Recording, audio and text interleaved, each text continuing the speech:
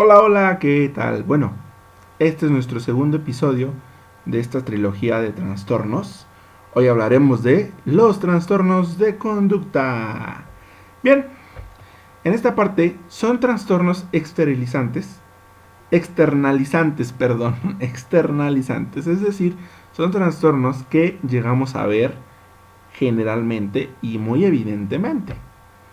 Bueno, en este caso, los trastornos de conducta, ¿qué son y cuáles son sus causas? Vamos a hablar de esta parte. ¿Qué son y cuáles son sus causas? Es un trastorno, y hay que conocerlo obviamente, como su nombre lo dice, del comportamiento, que puede ser diagnosticado en el niño y el adolescente. La característica esencial de este trastorno es un mal comportamiento que es serio, repetitivo y persistente. Normalmente, unos comportamientos acompañan a otros y bien pueden darse de forma aislada. Los trastornos de conducta o conductas disruptivas son aquellos problemas que tienen los niños cuando tienen dificultades para cumplir las normas que la mayoría de los niños aceptan. En la clasificación internacional de enfermedades, décima edición, CIE-10, en este caso ya hay una onceava edición, de la OMS, Organización Mundial de la Salud, el trastorno de conducta se clasifica teniendo en cuenta el ámbito donde se manifiestan los síntomas y el nivel de socialización.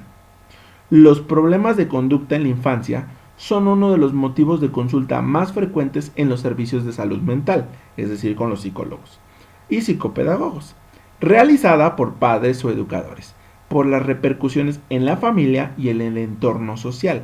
Constituyen un factor de riesgo en la edad adulta, como lo son el abuso de alcohol y drogas, acciones delictivas y trastornos psiquiátricos. El rol parental, específicamente los estilos de crianza, son de los factores más influyentes en el desarrollo de los trastornos externalizantes en niños. Factores genéticos como trastornos psiquiátricos y conductas agresivas en los padres, así como prácticas disciplinarias inadecuadas que están vinculadas a factores ambientales, podrían ser determinantes en la aparición de este trastorno de forma externalizante. Los trastornos del comportamiento perturbador, trastornos de la conducta en la infancia y en la adolescencia, engloban un conjunto de conductas que implican oposición a las normas sociales y a los avisos de las figuras de autoridad, cuya consecuencia más destacada es el fastidio o la perturbación más o menos crónica de la convivencia con otras personas, compañeros, padres, profesores y personas desconocidas. Esto nos lo maneja inclusive y nos lo dice Fernández y Olmedo en 1999. Y bueno, en esta cuestión no hay pruebas para detectarlo, es decir, exámenes, pruebas y tratamientos, que aquí vamos a hablar de estas pruebas y tratamientos o exámenes en este caso. Como tal, y les decía en este punto o en esta cuestión que nosotros estamos viendo, no existe, por ejemplo, un test para diagnosticar esta cuestión. Principalmente radicamos, por ejemplo, en una etiología del trastorno de conducta, porque en el desarrollo y mantenimiento del trastorno de conducta intervienen factores biológicos, psicológicos y sociales que se interrelacionan. La historia familiar es un predictor muy potente para los trastornos de conducta, ya que en ella confluye el componente genético y las influencias del ambiente de los progenitores, es decir, de los papis. Los padres con antecedentes de trastorno de conducta tienen dificultad en ejercer sus funciones parentales y el ambiente familiar suele ser muy caótico. La historia familiar es un predictor muy importante, pues el hecho de que los padres lo hayan padecido es un factor de riesgo importante por razones genéticas y ambientales, por el entorno familiar que generan. Vaya. La familia es el grupo de referencia por excelencia para el niño y donde se transmiten normas y valores y actitudes. Como decíamos, no existe un test para diagnosticar el trastorno de conducta. Hay escalas con indicadores que ayudan a identificar la presencia del trastorno. El diagnóstico se hace cuando un niño o adolescente tiene eventos o antecedentes de reiterados comportamientos inadecuados con la persistencia de varios criterios. Más adelante hablaremos de los diagnósticos en otro video. Como tal, en este caso, vamos a encontrar diferentes cuestiones. Probablemente uno de los factores protectores más relevantes sea la estabilidad emocional, y ponemos entre comillas estabilidad emocional. Es decir, encontrar un marco de relaciones sociales y familiares donde el niño o adolescente tenga todo el apoyo y seguridad que necesita. Pero con estos niños y adolescentes es relativamente fácil caer en un estilo de crianza rígido y autoritario o arbitrariamente en uno permisivo. Muchas veces aparecen estrategias parentales disfuncionales acompañando a las conductas perturbadoras de niños con trastornos de conducta, lo que permite reforzar el estilo de respuesta inadecuado por parte del niño. Aquí entra lo que son los famosos APC. No vamos a entrar en detalles en esta cuestión. A lo mejor los que somos de esta región mexicana sabemos lo que significa un APC, ¿verdad? Es a puro chanclazo. Entonces, la mayoría de nosotros a lo mejor recibimos este método de APC para conocer un poquito más de nuestra mejor conducta, ¿no? En este caso, o en estas situaciones, las conductas infantiles inadecuadas pueden presentar cierta normalidad en determinadas etapas del ciclo vital. Sin embargo, cuando la magnitud, frecuencia o perseverancia en el tiempo de las mismas son excesivas, puede necesitar en este caso la intervención de un profesional de la salud para corregirlas a tiempo. Tenemos dos tipos de etiologías aquí. Una etiología biológica, que tiene que ver con un TDAH y un autismo, o la etiología en el medio ambiental, la agresividad, la desobediencia, el negativismo y las rabietas. Aquí, por ejemplo, en el video anterior ya hablamos de lo que es TDA y autismo en este caso.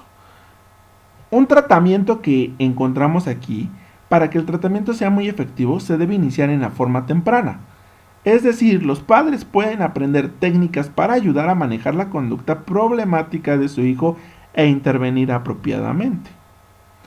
El tratamiento específico para niños, por ejemplo, con este trastorno de la conducta, será determinado por un profesional tratante con bases principalmente en qué cuestiones: en la edad, la salud global e historia de dificultades que presenta el niño, la extensión de los síntomas, nivel de gravedad, los ámbitos de incidencia, inclusión de abordajes específicos que sean muy necesarios. El tratamiento inclusive puede incluir enfoques cognitivo-conductuales. La meta de la terapia cognitivo-conductual es mejorar las destrezas de solución de problemas, destrezas de comunicación, control de los impulsos y destreza de manejo de la ira. Un ejemplo, la famosa economía de fichas. Le ponemos un calendario y le decimos al niño que se porte bien de lunes a sábado. Y si el sábado se portó bien, o la semana completa se portó bien, le daremos un premio el domingo. Pero si el niño se portó un día mal, obviamente no va a recibir un premio. Aquí vamos a ir quitando a lo mejor desde premios físicos, premios emocionales, etiquetas, stickers, lo que creamos que más le gusta al niño. En este caso, la terapia también encontramos como terapia familiar.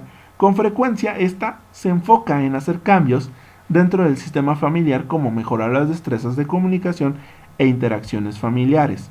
Principalmente hay también terapias grupales o de pares que se enfocan con frecuencia en el desarrollo de habilidades sociales y destrezas interpersonales en las relaciones. Tenemos la terapia por medicamentos, que a pesar de que no se considera como primera intervención efectiva en el tratamiento del trastorno de la conducta, la medicación puede ser utilizada si están presentes otros síntomas o trastornos que responden a la medicación como tal. Un pronóstico que tenemos aquí es que los niños que reciben diagnóstico y tratamiento de manera temprana y sistemática, por lo general superan los problemas de comportamiento con el tiempo. Los niños que presentan síntomas graves o frecuentes y que no son capaces de completar el tratamiento tienden a tener el pronóstico menos alentador. ¿Qué hay de las complicaciones en este caso? Pues bueno, los niños con trastornos de conducta pueden llegar a presentar trastornos de personalidad cuando lleguen a adultos o a la adultez. En particular, el trastorno de personalidad antisocial, a medida que sus comportamientos empeoran, estos niños y adolescentes también pueden tener problemas con la ley o de las drogas inclusive. En este caso, la depresión y el trastorno bipolar se pueden desarrollar en los años de la adolescencia y a comienzos de la adultez. Los intentos de suicidio y la violencia, hasta los demás, también son posibles complicaciones que pueden aparecer como una comorbilidad de este trastorno, lo que complica el pronóstico en muchos casos. ¿Podemos prevenir esto? Claro que lo podemos prevenir. El tratamiento oportuno puede ayudarnos muchísimo. Cuanto antes se inicie el tratamiento, mayores probabilidades tendrá el niño de aprender comportamientos adaptativos y evitar complicaciones, en este caso, consideradas potenciales. Es necesario prestar mucha atención si continuamente se involucra en problemas, tiene altibajos en el estado anímico, se enoja de manera desmedida, es decir, explota, está intimidando a los demás, amenaza, es cruel y violento con los animales, está siendo víctima de bullying o maltrato, parece estar demasiado agresivo, se muestra irritable e intolerante en este caso. Hay que considerar que hay diferente clasificación de los trastornos de conducta, o los TC. Lo podemos clasificar de menor a mayor gravedad de la siguiente forma: problemas paternofiliales, problemas familiares, TDAH, trastornos de déficit de atención e hiperactividad, comportamientos disruptivos, negativistas desafiantes, oposicionistas, disociales en la niñez, comportamientos antisociales en la adolescencia. Obviamente aquí, por ejemplo, los paternofiliales, ¿cuáles son? El papel que juegan los padres en el desarrollo y adquisición de habilidades en el niño es fundamental. Los niños necesitan sentirse queridos y protegidos por los padres, o en su defecto, por las personas que los sustituyen cuando estos faltan por muerte, abandono, etc. La falta de afecto o privación afectiva padecida durante la infancia puede dar lugar a numerosas conductas inadecuadas y trastornos psicopatológicos que se manifiestan durante la misma infancia o, a veces, con la llegada de la adolescencia, pudiendo persistir en la etapa adulta. Tienen déficit de atención y distorsiones en habilidades sociales y en la resolución de problemas. Una predisposición a atribuir intenciones hostiles a los demás. Muestran resentimiento y sospecha hacia los otros. En este caso, los comportamientos antisociales tienen un comportamiento muy agresivo, temerario, precipitado y espontáneo. Conductas impulsivas que están dirigidas hacia un objetivo arrogante, conductas aparentes que no mantienen compromisos ni promesas, no suele decir la verdad y no se puede confiar en ellos. Estimulan la compasión de los demás diciéndoles lo que quieren escuchar. Discuten con facilidad, provocan peleas y son muy vengativos en este caso. Los disociales tienen que ver, por ejemplo, con la desobediencia. Se podría definir la conducta de desobediencia como la negativa a iniciar o completar una orden realizada por otra persona en un plazo determinado de tiempo, de 5 a 20 segundos. Esta orden puede hacerse en el sentido de hacer o en el sentido de no hacer, de detener una determinada actividad. La desobediencia puede ir acompañada o no de otros elementos disruptivos como rabietas o negativismo. Las rabietas son un fenómeno normal en un determinado estadio evolutivo del niño, alrededor de los 2 o 3 años aproximadamente, y deberían ir remitiendo a medida que el niño se hace mayor para desaparecer completamente hacia los 5 o 6 años de edad aproximadamente. Sin embargo, algunos niños ya con cierta edad saben que tener rabietas supone una forma rápida y eficaz para alcanzar sus deseos o caprichos. Aquí también encontramos lo que es el negativismo. Probablemente el negativismo sea una forma segura de llamar y mantener la atención de los otros sobre uno mismo. Una de las posibles causas de tal comportamiento reside en el hecho de que el niño ha aprendido a que negándose a colaborar o a obedecer órdenes puede evitar la realización de tareas que no son de su agrado. Los negativistas desafiantes, que son estos mismos también, o más elevados en este caso, es un patrón recurrente de comportamiento negativista desafiante, desobediente y hostil, dirigido a las figuras de autoridad.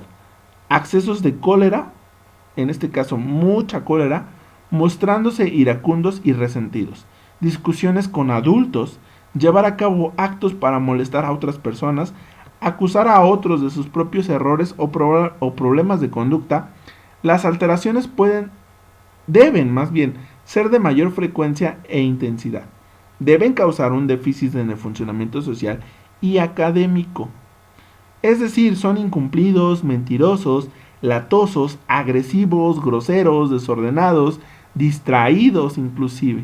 ¿no? Y bueno, ya hemos hablado, ya sabíamos lo que era el TDAH en este caso, de hiperactividad o, en este caso, trastorno de déficit de atención e hiperactividad, no con hiperactividad, e hiperactividad.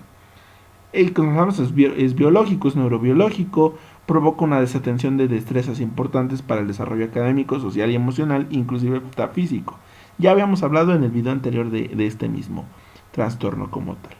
Si se dan cuenta, todos estos trastornos de conducta recaen en el comportamiento social, que es a medida uno de los comportamientos más importantes para las relaciones sociales e interacciones sociales entre el entorno.